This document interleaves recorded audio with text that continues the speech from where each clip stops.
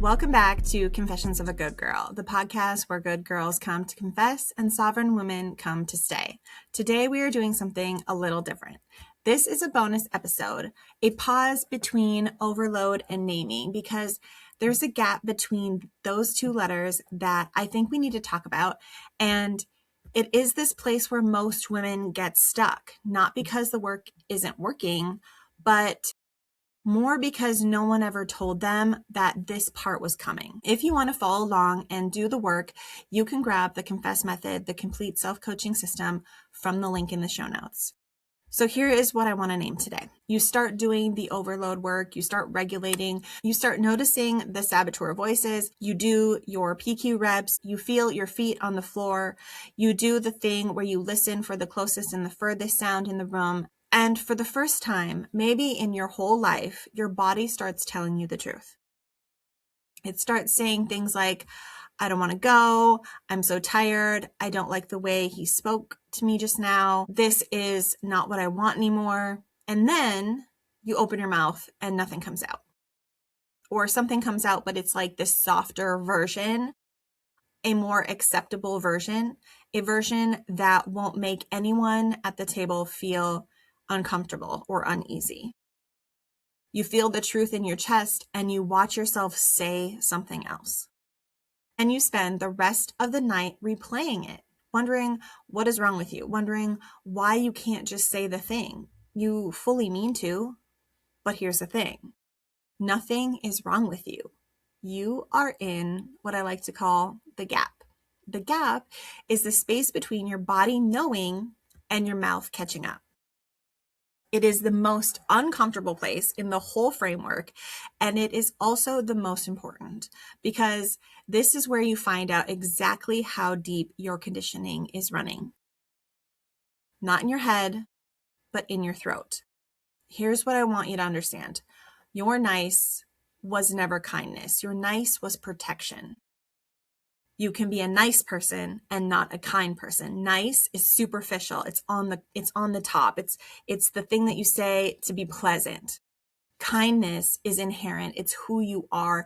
It is the noise that lands before everything else. And you don't have to sweeten up because you're kind. You are already kind. Okay? So it was the thing that kept you safe in the house, in the marriage, in the friend group, in the job, in a body where being honest wasn't safe yet. Your throat learned somewhere very early that the truth cost you something. And so you built a filter, a really good one. We've all heard it before. Add a filter to things before you say it. That girl needs a filter. That kid didn't have a filter at all. He just says what's on his mind. We've heard all of this our whole lives. And that filter became so good that it ran faster. It runs faster than your conscious mind. So now, by the time you notice what you're saying and realizing that you wanted to say something different, the polite version is already out of your mouth. That is not failure of the work. That is the work finally getting close enough to the thing to feel it. I want to tell you something I haven't really said out loud on this podcast yet. So there was a season somewhere in the middle of the lake house years and before we left to go traveling where I was already feeling in my body. My body was already telling me what I didn't consciously know. I would be sitting at dinner with people I loved in a house that I had picked in this family that I loved being a part of, eating food that my husband made, and part of me would just go very, very quiet.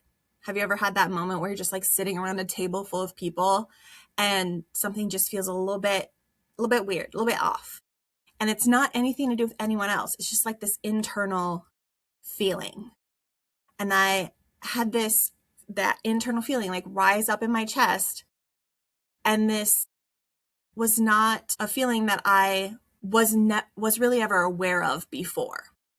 So I would push back from the table and I'd sip my little canned margarita and just smile and say, oh yeah, I'm great. I'm just tired. And this spinning wheel was going in my head. Like, what is what's not right? What am I feeling that's missing right now? And for years, I felt it before I said it. And it would happen again and again and again in these amazing, warm, inviting situations. We're talking, things are happening, we're playing games, our kids are laughing.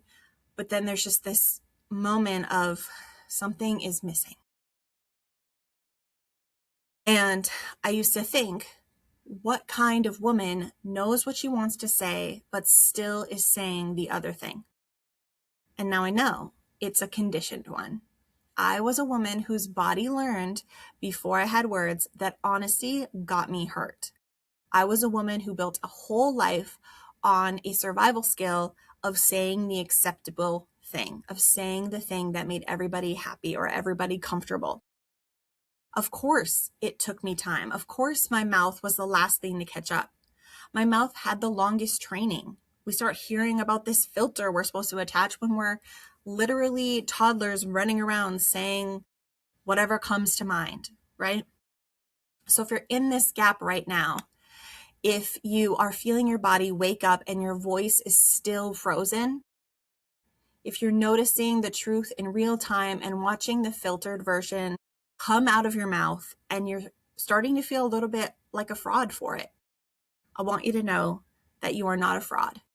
You are a woman whose nervous system is finally safe enough to feel what is true and whose voice has not been given permission to say it yet. Those two things are not on the same timeline. They were never going to be. The body comes first, the voice comes after. The voice is the work of naming, and naming is hard for everyone, but it is going to be the hardest for you. The woman whose entire safety system was built on not saying the thing, on holding, on keeping the peace. That doesn't mean that you can't get there. It means you are exactly where you are supposed to be. A few things to sit with this week. First being, just notice the gap without trying to close it. Just notice it. My body said no, my mouth said yes. That's it. And don't try to fix it yet. Just start seeing it. Awareness is the whole game right now. And the second, stop calling your filter a personality trait.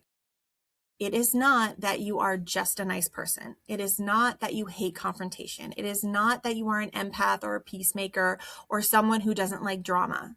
Those are stories wrapped around a survival mechanism so that you would feel chosen. It was not chosen, but installed in you.